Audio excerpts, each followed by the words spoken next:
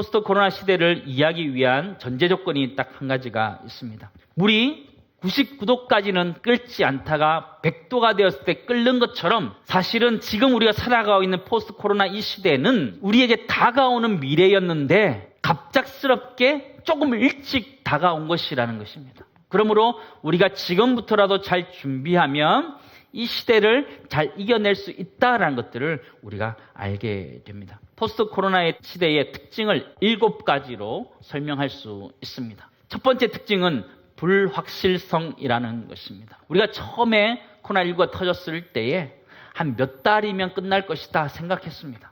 최대한 많이 잡았을 때 우리는 상반기 안에는 끝날 것이다 생각했습니다.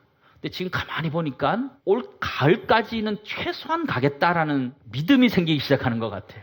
좀 더 길게는 이 연말까지도 충분히 가겠다 생각이 들고 백신이 나오지 않으면 내년까지도 갈 수 있겠다는 생각이 이렇게 스물스물 드는 것이 지금의 상황이라는 거예요. 모든 것이 불확실한 그런 시대에 지금 우리가 노출되어 있다는 것이. 사람들은 불안해하는 것이요, 두려워하는 것이요, 그 마음에 펑 뚫린 것 같은 영적인 갈급함 속에 그것을 채워줄 수 있는 교회가 되어야 된다는 것을 우리는 발견하게 됩니다.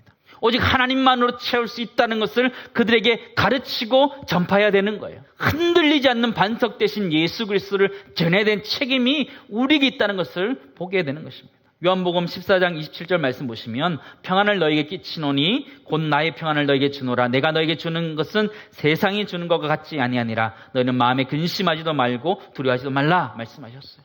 평강을 주시는데 세상이 주는 것과 다른 평안을 전해주는 그런 교회가 되어야 된다.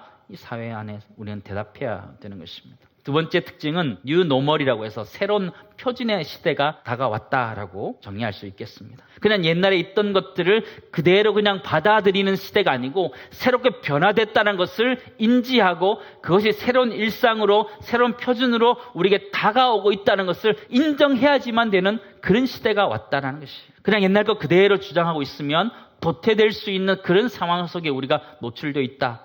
이 시대는 그렇게 이야기하고 있는 것이죠.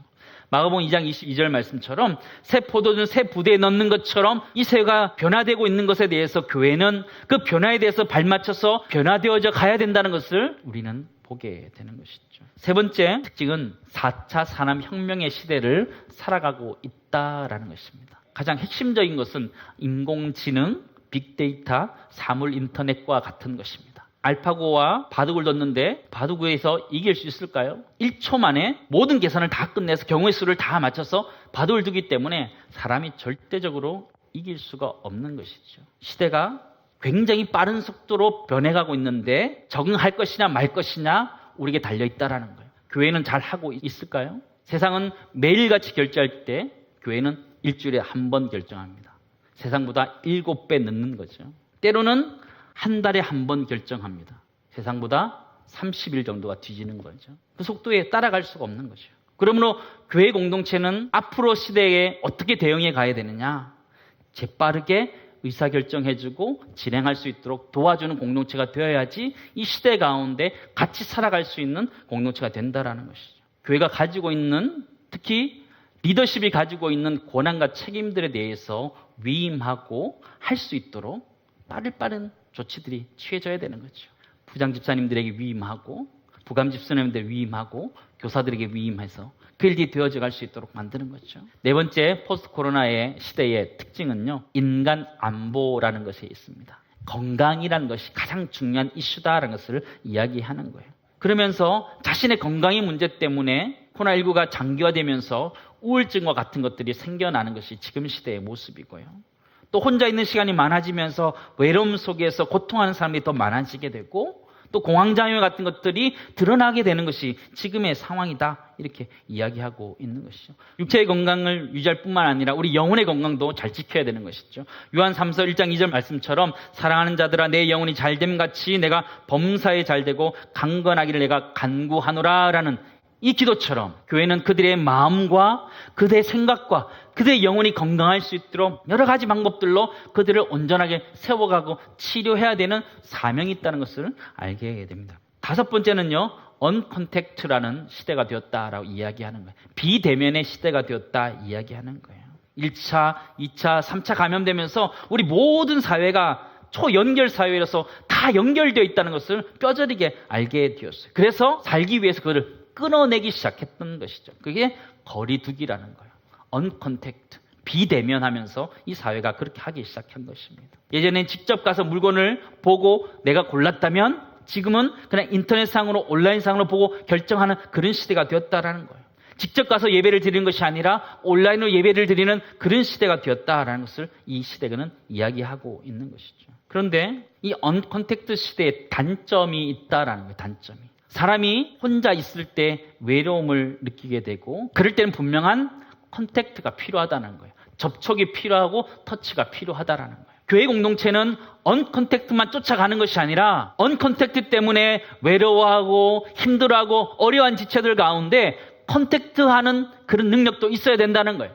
그러니까 언컨택트와 컨택트를 잘 조율하고 균형 잡아가는 것이 교회가 해야 되는 일 중에 하나라는 거예요. 더 나아가서 교회 공동체라는 것은요, 우리 사람들이 느끼고 있는 비대면 가운데 언컨택트 상황대에서 단절된 상황 속에서 영적인 컨택트, 하나님과 그들이 연결될 수 있도록 도와주는 그 기능을 교회가 해야 된다는 것을 우리는 알아야 됩니다. 여섯 번째 특징은요, 디지털 플랫폼의 시대가 되었습니다. 디지털 기계를 가지고 사람들이 놀기 시작하는 그런 시대가 되었다, 이렇게 이해하면 됩니다. 사람들이 집 밖으로 잘 나가지 않으니까요, 집에서 할 게 별로 없잖아요. 그러니까 인터넷을 하기 시작하면서 유튜브를 훨씬 더 많이 하게 되기 시작합니다. 유튜브를 통해서 아이들이 학습을 하기 시작합니다. 또 줌과 같은 온라인 화상 회의를 통해서 회의를 하기 시작하게 되었습니다.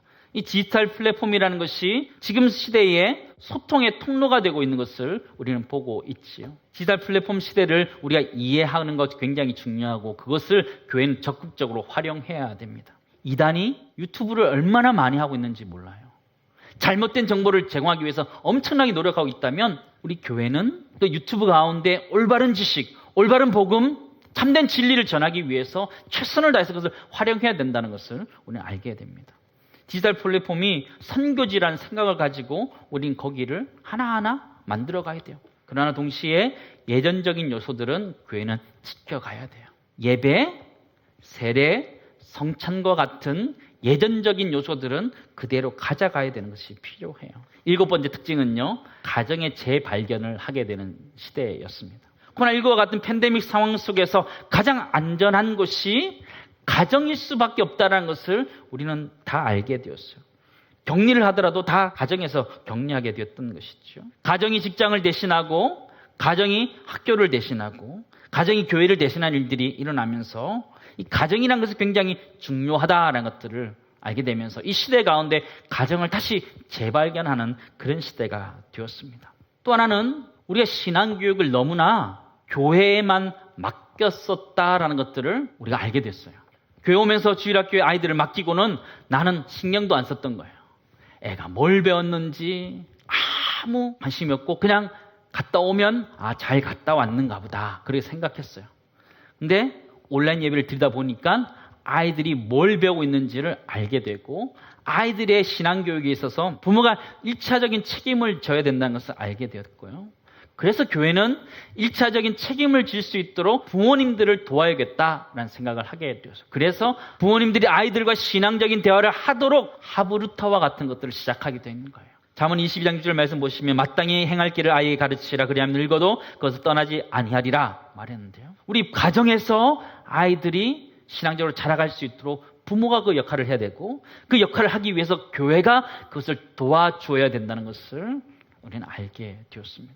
코로나19 같은 상황들은 언제든지 나타날 수 있어요. 확진자들이 많아지면 언제든지 교회 예배드리지 못하고 온라인 예배드리라는 상황이 될 수 있어요. 그때 어떻게 할 거예요? 아이들이 주일학교를 가지 못했기 때문에 아이들의 신앙이 이랬다. 주님한테 그렇게 얘기할 거예요? No, 안 된다는 거예요. 아이들의 신앙은 내가 책임져야 된다. 내가 아이들을 어떻게 키워야 될지 고민하고 교회가 그것을 도와서 그 일들을 감당할 때 우리 아이들을 키워갈 수 있는 것을 보게 됩니다. 교회가 해야 될 게 참 많지요. 미국의 9.11 테러가 일어났을 때요, 수많은 사람들이 교회로 다시 찾아오기 시작했습니다. 그들에게 있었던 위기가 신앙적인 회복을 할 수 있는 기회가 되었던 것처럼 코로나19의 이 시대는 사람들의 공허함, 어려움들 때문에 그들이 신앙을 찾게 될 수밖에 없는 상황을 가지게 될 거예요. 우리 교회가 여러 가지를 다 준비하여서 그들을 맞이하고 그들 주님께로 인도할 수 있는 그런 교회로서 아름답게 쓰임받기를 저는 축원합니다.